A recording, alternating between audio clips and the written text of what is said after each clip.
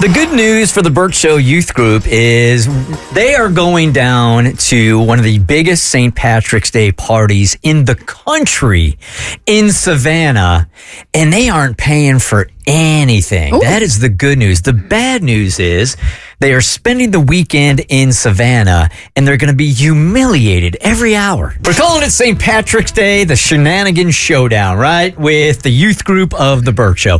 And if you don't know anything about Savannah and their St. Patrick's Day celebration, it is straight up is an S show. It's next level. It is next level. It is miles of drunk people.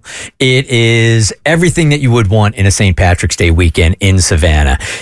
In fact, Rebecca went to SCAD, so you know more about this celebration than anybody else. I did. So I have been to actually 5 St. Patrick's Day because I went back for one more after I graduated, and I think I remember 2.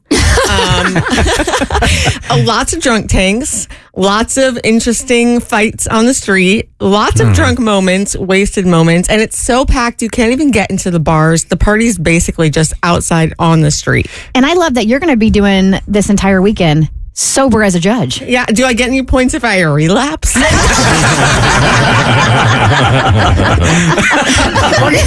pay for the rehab. Thanks. Oh my God. For you guys that have been listening for a long period of time, we took the Bert Show down to Savannah 20-something years ago and did the show live from Savannah for St. Patrick's Day. And I had no idea what to expect because I was new to Atlanta at the time. And we got down there and we were having such a good time that I called my wife at the time in the middle of the show and said, "Can I stay another day?" And she said, "Absolutely." There you go. At that point, she was over me anyway. She's like, stay for months if you want.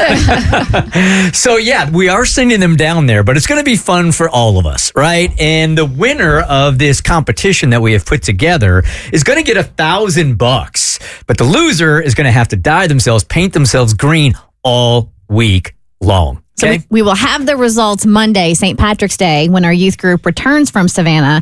And that's when we will tally the points and figure out who's going to get a check for $1,000 and who's going to have to be green the entire week. What do we got? 10 or 11 different things that they have to go through in order to earn these points? Yes. So the first set that we gave you guys yesterday was make out with another member of the youth group. Either get a tattoo or a piercing. One of the two, and do a TikTok with a cop. All right. Okay. And they all get you 100 points, and you can accrue 1,000 points. Hence why the grand prize is $1,000. But today we are adding to the shenanigans. Here are some more options for you all in order to accrue as many points as possible, so you can be our St. Patty's Showdown, Shenanigan Showdown, something, whatever we're calling this. All right. First, jumping in a green fountain. Are there green fountains there? They have fountains? Yeah. I remember that like most of the little fountains in the squares, they dye green to celebrate. Okay. Yeah. If they don't now, because it's not environmentally friendly, so long as you get wet in a fountain, there you go. We'll take points. That will work. Next, so we said hooking up with another member of the youth group. Saw some faces that didn't seem they would be too thrilled about that. So just hooking up with a stranger. Okay. That's going to be bad for Jackson. Yep. That will be bad for Messy Mikey, who are in relationships. Yeah, this isn't very relationship safe, is it? Nobody said St. Patrick's Day ever was, right? Yeah, you got to do for work, man. It's for work. And then one that is, well, depending on your relationship and how open and honest you are and how confident you are and how much trust you have in said relationship. The last shenanigan we are sharing today that will get you 100 points is getting up on stage at the strip club that Amber used to work at. Oh my God. Would you like to tell us what you did during your days in Savannah, Amber, a.k.a.? Black in the Dory days. Wow. Back in the glory days. It just comes out sometimes. Then too, so it worked out. Yeah. I was an exotic dancer. I was the exotic one because I was like one of the black ones. What was the name again? Cinnamon. Cinnamon. I had a wagon back there. The other girls, you know what I'm saying? They weren't as scared. They weren't as blessed. Everybody want a piece of that cake? You know it. I just cutting slices, you know?